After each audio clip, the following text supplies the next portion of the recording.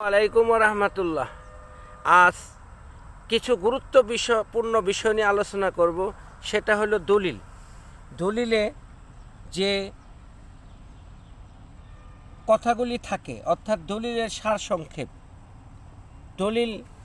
সারসংক্ষেপ সেটা হলো আপনি যে দলিলের কিছু প্রধান অংশ থাকে, তার মধ্যে হলো যেমন এই প্রথমে থাকবে দলিলের নাম্বার। দলিলের এই উপরে এটা হলো এই যে দলিল নাম্বার 2020 ইংরাজি, এই সনে রেজিস্ট্রি হয়েছে। এখন মনে করেন এরপরে থাকবে যেখানে দলিল রেজিস্ট্রি হয় সেই অফিসের নাম, দলিলের প্রকৃতি, মৌজার নাম, ইউনিয়ন, থানা, তারপরে হলো হস্তান্তরিত সম্পত্তির পরিমাণ, তারপরে থাকবে শ্রেণী, এরপরে টাকার অঙ্ক লেখা থাকবে। তারপরে আপনি আসবে দলিল গ্রহীতা। দলিল গ্রহীতা এক বা একাধিক হতে পারে, এখানে দুইজনের নাম আছে প্রথমেই।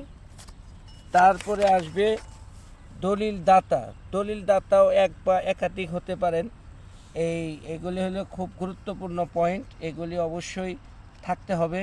দলিল গ্রহীতাগণের নাম, ঠিকানা, জাতীয় পরিচয়পত্র নাম্বার, জন্ম তারিখ। এখন কিন্তু জাতীয় পরিচয়পত্র ছাড়া দলিল হয় না।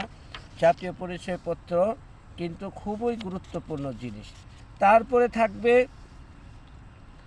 25 বছরের মালিকানা, অর্থাৎ এটা হলো আপনার মালিকানার বিবরণ 25 বছরের।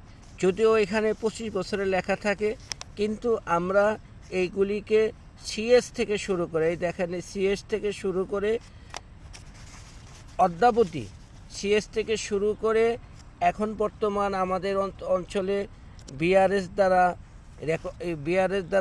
এই দলিল রেজিস্ট্রি হচ্ছে। বিআরএস পর্যন্ত এগুলি ধারাবাহিকভাবে লেখা থাকবে, সেখানে সন তারিখ উল্লেখ থাকবে। এরপরে দাতাগণের নাম হারাহারি অংশ লেখা থাকবে। তারপরে সব থেকে গুরুত্বপূর্ণ পয়েন্ট হচ্ছে আপনার সবথেকে গুরুত্বপূর্ণ হলো তফসিল। অবশ্যই তফসিলটা ভালোভাবে চেক করবেন, তফসিল যাতে কোনো ধরনের, কারণ তফসিল ভুল হলে কিন্তু অনেক সমস্যা। এই তফসিলে যেমন আপনার থাকবে জেএল নাম্বার, উপজেলা, তারপরে আপনার মৌজা, তারপরে আপনার এই সিএস, এসএ, দাগ, খতিয়ান ইত্যাদি এখানে উল্লেখ থাকে।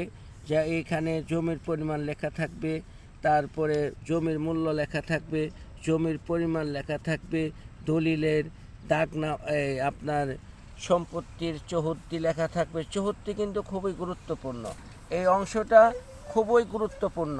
কাজেই আপনারা অবশ্যই তফসিল ভাগটা ভালোভাবে যাচাই করে নেবেন, কারণ তফসিল ভুল হলে সংশোধন করতে হবে ভ্রমণ সংশোধন দলিল। অতএব ধন্যবাদ সবাইকে, আল্লাহ হাফিজ।